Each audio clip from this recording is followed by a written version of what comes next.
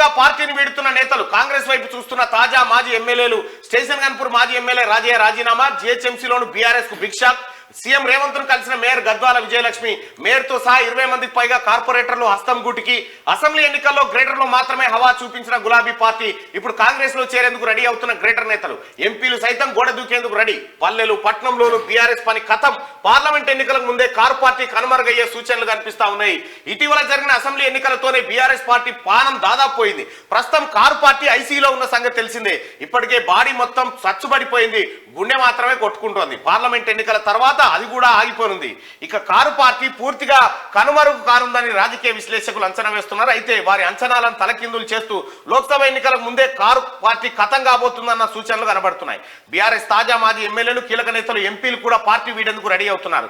Assembly ఎన్నికల్లో తెలంగాణ మొత్తం కాంగ్రెస్ హవా కొనసాగిన గ్రేటర్ హైదరాబాద్ లో మాత్రం బీఆర్ఎస్ సత్తా చాటింది. గ్రేటర్ పరిధిలో 24 నియోజకవర్గాల్లో 40.06 లక్షల ఓట్లు పోలవగా అందులో 15.77 లక్షల ఓట్లు బీఆర్ఎస్ కు దక్కాయి. ఏకంగా 16 స్థానాల్లో కారు పార్టీ విజయం సాధించింది. కాంగ్రెస్ పార్టీకి 9.25 లక్షల ఓట్లు వచ్చినా ఒక్క సీట్లోనూ గెలవలేదు. బీజేపీకి 9.10 లక్షల ఓట్లు పోలవగా గోషామాల్ స్థానంలో గెలుపొందింది.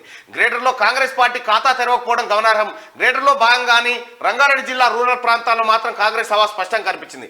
ఇక్కడ 5 స్థానాలు ఉండగా 4 చోట్ల కాంగ్రెస్, ఒక స్థానంలో స్వల్ప తేడాతో బీఆర్ఎస్ గెలిచింది. అయితే ఇక హైదరాబాద్ పైన కన్నుబడ్డది. హైదరాబాద్ లో బీఆర్ఎస్ దుకాణాన్ని చెవులు మూసేందుకు రెడీ అవుతా ఉన్నారు.